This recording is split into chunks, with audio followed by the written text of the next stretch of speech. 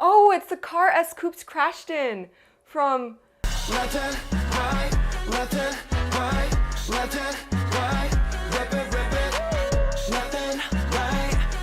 That can be my intro. Hi everyone, my name is Umu and I'm ReacttotheK's channel creator. Hello, it is so good to see you again. For those of you who may not know me, my name is Jarod Lau. I'm a trumpet player and a vocalist from previous seasons of Classical Musicians React, and it is great to be here. If you know me, you know that I love 17 and super excited to be reacting to the official music video to Home Run. Apologies for getting to this so late. I got so many tweets, so many excited carrots saying, they've got a brass band, they've got a horn line, you need to react to this. And for those who don't know, I've actually been on a reacting hiatus. I announced on the channel and on our Twitter that I would be taking a break, except for some songs that I'm really excited about, one of them being 17's Home Run. So I am very super excited to dive into this. I heard the teaser and I was like, ooh, we in compound meter and we also have a horn line. I am in. I'm a brass player, so horn line is one of my favorite things in the world. But yeah, I also got some tweets wondering if I have stopped stan 17 since we hadn't made a reaction to this or a reaction to their last album. And I promise I am nowhere close to unstanding 17. And I understand that it may be confusing since I am a content creator. If I don't make content about the artist who I like, you may think that I've stopped liking them. I promise that's not it. It's just that after I graduated college, I dove headfirst into creating content on this channel. I'm the main person who runs it. I'm in charge of like 20 plus people. It's just me doing all the work. And I started working 12 hours a day and that really started to burn me out, and I had to react to less and less things and be picky about what I showed up to react to on camera. And I've realized that in order to not burn myself out and want to quit doing this, I need to just take a break from producing my own personal reactions and focus on what's probably brought you guys to the channel, the Classical Musicians React series. I really love just putting my all into that and then actually have an end to my workday, because originally I would just work until like 4 a.m. and then not sleep, and then yeah, it was getting to be a bit much. So just like, you know, Semicolon encourages is take a break, enjoy your youth. I have not been able to really enjoy my youth yet. Basically what I'm saying is if I don't release content for artists who you know that I like, it doesn't mean that I don't like them anymore. It's that I'm just taking a break that I need to continue to release content in general on this channel, or maybe that song release wasn't my cup of tea and I wouldn't have put a very enthusiastic, excited reaction out, which I'm hoping will happen because, I mean, I am biased towards the instrumentation of this song.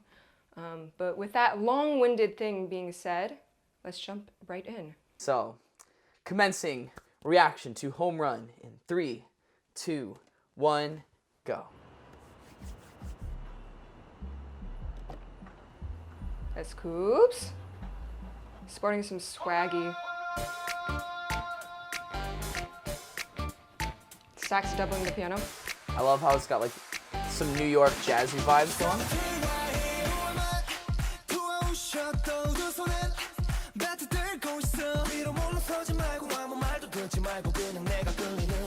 Sing it, boy!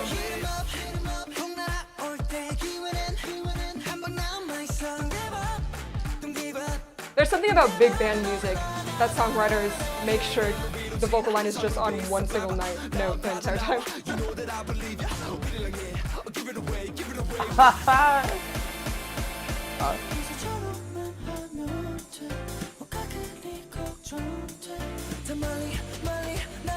Switching into the hi-hat in the pre-chorus, and then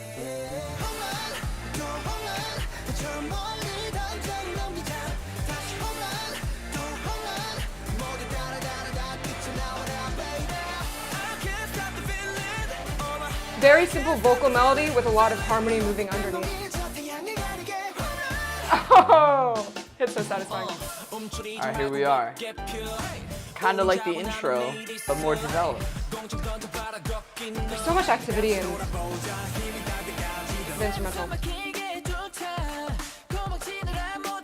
Ooh, nice harmony.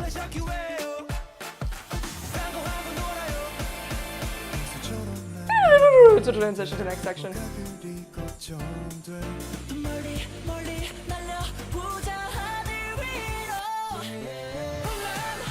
The transitions are nice in this song.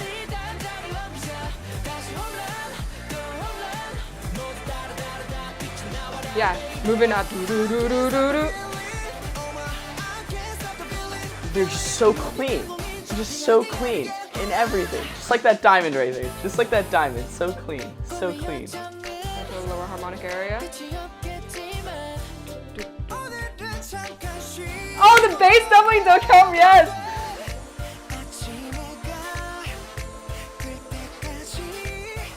Listen for the subtle instruments in the background.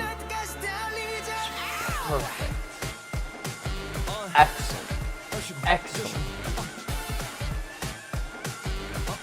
What's going on in the background? We do what we say with no fear. We can go through some of that. Oh.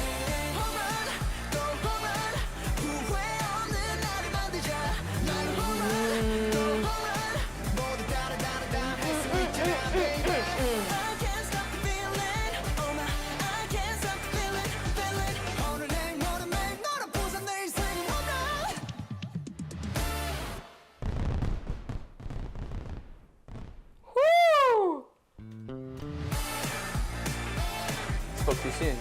We got more music. I love that. Credits at the end of a music video? Wait, is this a regular thing that I miss? So he's got a good swing. He's got a nice swing. And I would know because I played Little League Baseball when I was 9, so that's a great swing right there. That was so fun. A lot of it was deciding whether to emphasize eighth notes or like the half notes, and all with really staccato rhythms. So like da da da da da da bow, and just having those, using those faster notes to propel you forward, and then rest, rest, hit just makes that last hit so much more satisfying. Swing. Wait a minute. Wait a minute. Swing. Swing, and it was jazz. Home run, you swing, and it had a jazzy feel. Folks, it's been here the whole time. Illuminati confirmed. You swing a home run, you swing the music, you swing the eighth note. Gosh darn. Gosh darn, how did I like just pick up on that? What? How did I just pick up on that? I feel so, it's so blatantly in your face, but at the same time you don't even think about it. You swing the bat, you swing the music, and that's why it has a jazz feel. That's why we have this big band vibe, because we're swinging. We're swinging. So many levels to the music. You see, this is what I'm talking about. 17 is just veterans, just giants in the industry, because it's that level of nuance and just like that level of detail that you don't even think about. It's so subliminal, so subconscious that you don't even think about it, but it just makes sense. I do want to jump back in. It's so interesting because a lot of the vocal line is staying on one note. Da da da da da da da da da da da da da da da.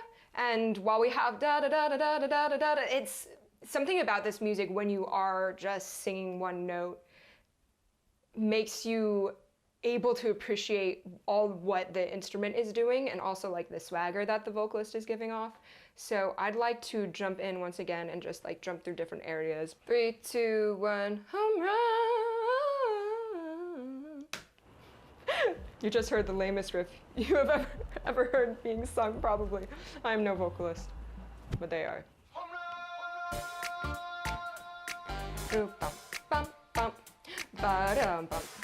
A lot of the motifs that appear throughout are really catchy.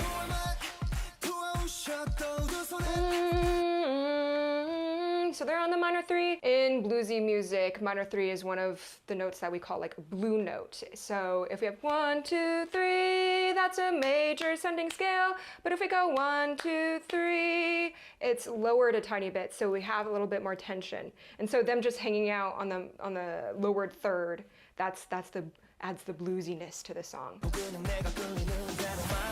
Nice added vocal harmonies at that moment.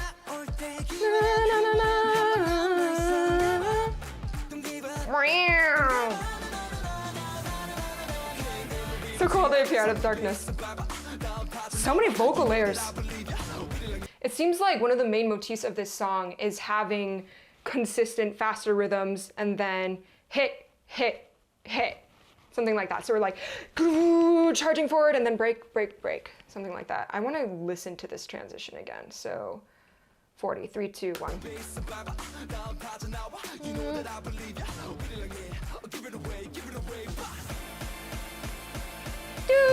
So we did have a descending guitar line that led us into this quieter section.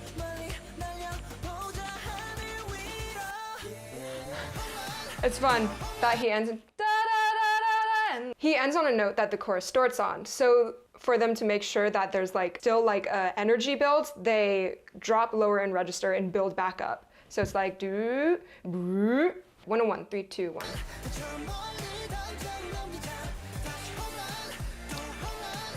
So when they go home run, it goes da, and then home run, and or something like that. The harmony shifts underneath. So whenever they repeat that same note, you kind of can feel it in a different way.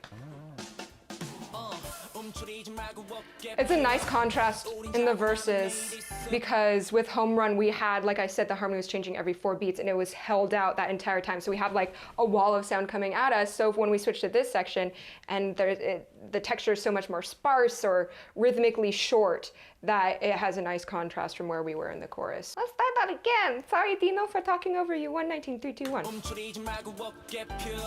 2, 3, 4. 1, 2, 3, 4. I believe the piano is playing what it was playing in the beginning. So we just have like a variation on the first verse's instrumental because we don't have the sax. 119, 3, 2, 1. But we have the jazz organ.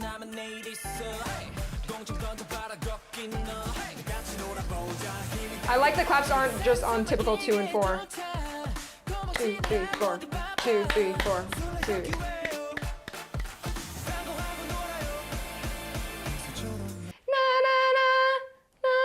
Okay, so every single time like this huge chord comes in, probably in the first verse and here, the da da da da, and you're like, ooh, big band, like that makes you feel that vibe. It's because that's hitting a flat 7. So once again, when we're hitting the slightly lowered number, instead of 1, 2, 3, 4, 5, 6, 7, it's 7, not 7.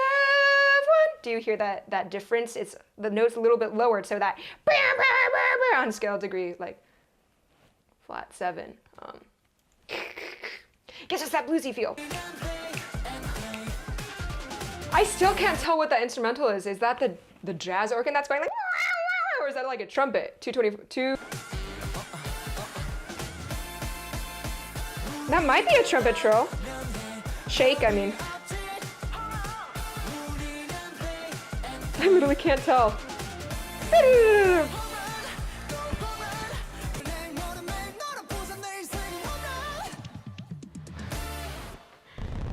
That's so nice.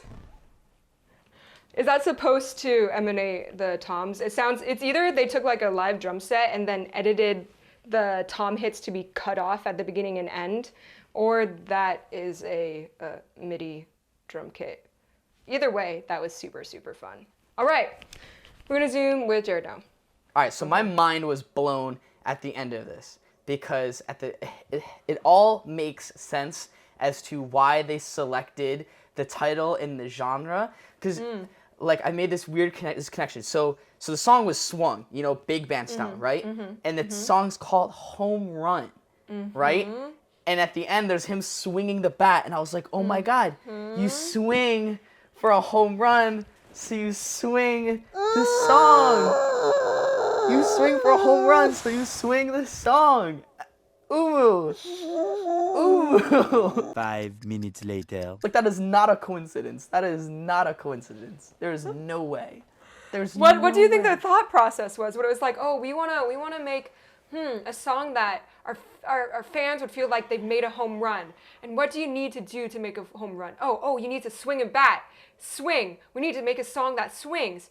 What kind of genre swings? Oh, big band. Do you think, was that their thought process? I mean, it very well could have been. Your brain thinks in magical, mysterious ways, Jarod. Yeah, thank you. But I'm glad you looked at the big picture because I very much just looked at specific details that stood out to me. For example, can we go to the first rap, Vernon's rap? So we got, he's little da da da da da, he's swinging his da da da da da da da da da da da da, Yeah.